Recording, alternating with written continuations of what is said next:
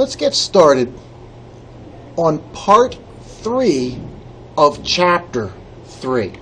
In this section, we are going to be talking about creating and mounting VHD, virtual hard disks. A virtual hard disk is a file which appears to the operating system as a physical hard disk, and this greatly increases its portability. If you know what an ISO is, you know what a virtual hard disk is.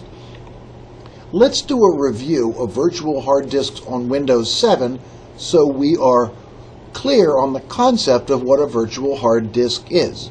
A virtual hard disk is a single file which appears as a physical hard disk to the operating system. So let's look at an example of when a virtual hard disk would be useful. An example would be if we are transferring files. If you are attaching a single file to an email, well, that's no trouble. You just go to the email and you click on Attachment Options and you attach that single file. But what if you are attaching a large number of files to the email? Well, you could select file number 1 and file number 2 and file number 3, file number 4, and that might take a while. What if you want to attach the entire contents of a hard disk, folders and files included? To select every single file and every single folder on that hard disk would be, to attach each individual file would be awfully time consuming, and it would be impractical. This is why we have a virtual hard disk. A virtual hard disk contains the entire contents of a hard disk, including files and folders, but it can be saved as a single file. And it can be sent via email as one big attachment. So a virtual hard disk is a single file which appears to be a physical hard disk to the operating system. So now let's look at creating a virtual hard disk on Windows Server 2012. To create a virtual hard disk, we go to the Computer Management Console. In the Computer Management Console, under Disk Management, we right-click under Disk Management and select Create a Virtual Hard Disk.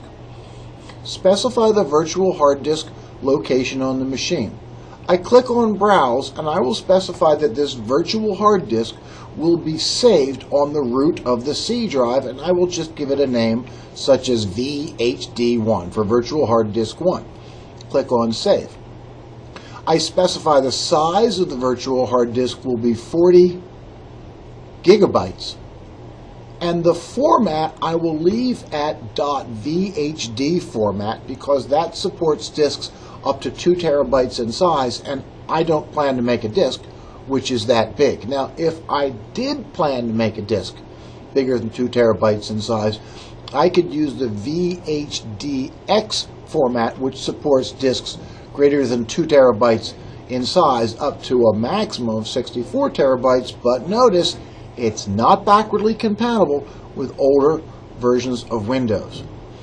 And under the virtual hard disk type, I could select fixed size, but I will select dynamically expanding, because if I select dynamically expanding, it does not really take space on the hard disk until data is actually saved to it.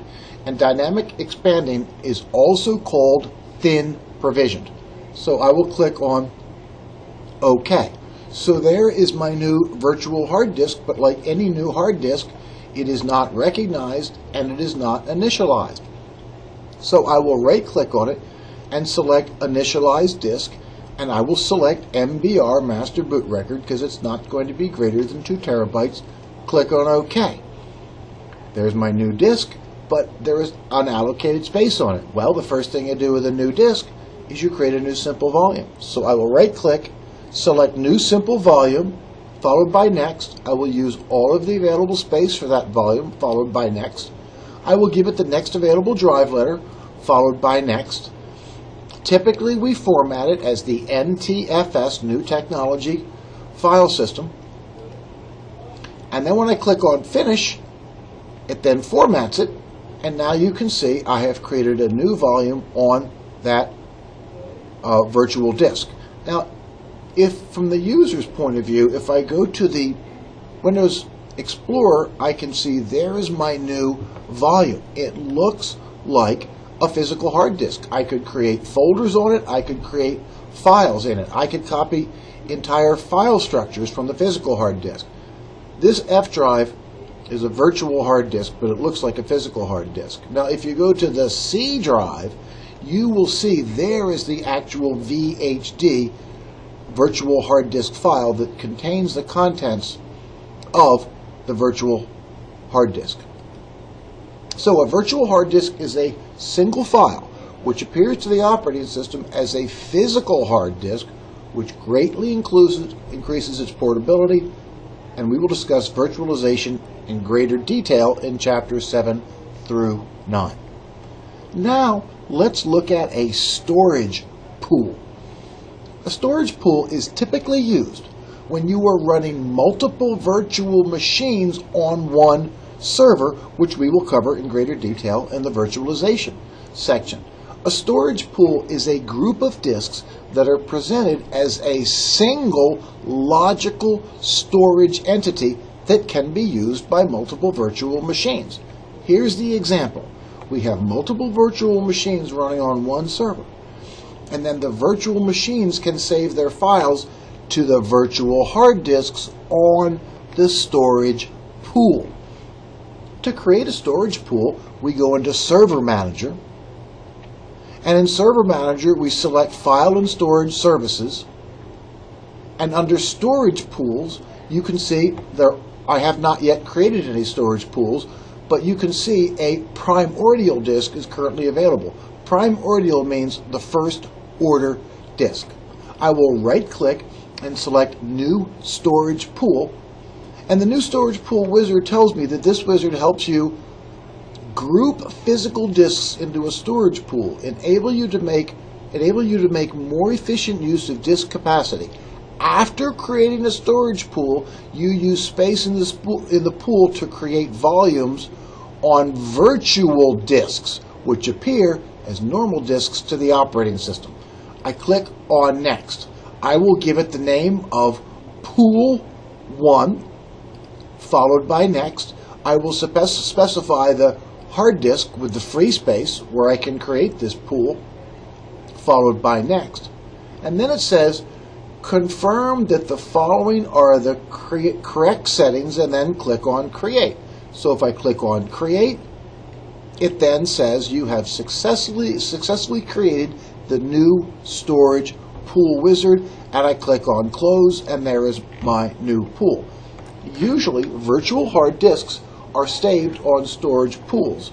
Note down here that no virtual hard disks are created. So if I wanted to create a virtual hard disk, I would click on where it says to create a virtual hard disk, start the new virtual hard disk wizard. I know we've done that before, but let's just review it anyway. I click on the new virtual hard disk wizard, and I click on Next, and I specify that virtual hard disk will be stored on pool 1, followed by Next. I will give the virtual hard disk a name, such as virtual hard disk 1, followed by Next. I could make it simple, mirrored, or parity. We will leave it at simple, followed by Next.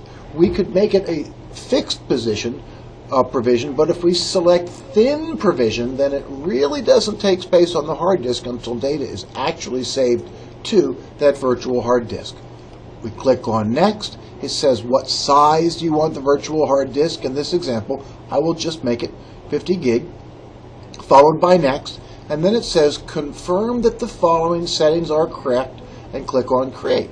I then click on Create, and it now shows that the new virtual hard disk has been successfully created. So you can see we've created a new storage pool and a virtual hard disk on that storage pool.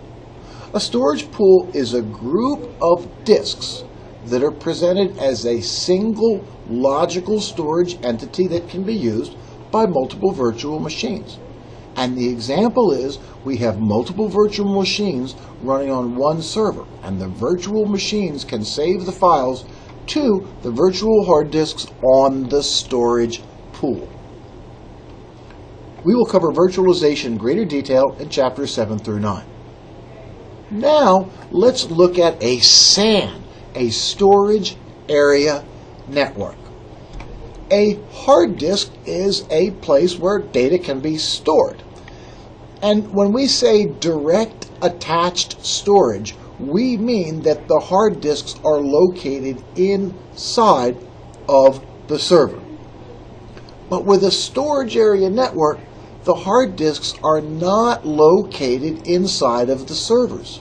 With the storage area network, we've got the servers here, but the hard disks are stored in an external disk array, which is sometimes called a RAID array. And then a switch is used to connect the servers to the disk array. And then the servers can be allocated disk space from the disk array as necessary. Now, in a larger storage area network, we have many servers and many disk arrays, and here's an example of a large storage area network. Now, let's not confuse storage area network with production network. A production network is the regular network whereby users at the workstation save data which goes to the switch, which goes to the server. Production network carries traffic from users to the operating system on the server. But a storage area network carries data from the operating system to a switch to the external disk arrays. Let's look at storage area network technologies, meaning the hardware that connects the host computers to the disk array. Fiber channel and iSCSI. Fiber channel uses fiber optic cable, fiber optic adapters, and fiber optic switches to connect the hosts to the disk array, to connect the servers to the disk array. And it is really fast, but it ain't cheap. Another way to go is to use iSCSI. With iSCSI, regular Ethernet switches, gigabit Ethernet switches, are used to connect the host computers to the disk arrays, and that is significantly less expensive than using fiber optic. Not as fast, but less expensive. So a storage area network is where the disks are in an external disk array. They are connected to the servers by way of a cable and a switch. Storage area network provides a centralized storage area, and disk space can be allocated to servers as necessary. Chapter 3, Summary. In this chapter, we have discussed hard disks and disk terminology, installing a disk, creating a simple volume, shrinking and extended volumes, RAID 0, 1, and 5, dynamic disks, GPT partitions, virtual hard disks, storage pools, and a storage area network. And this concludes Chapter 3. Thank you very much, and have a nice day.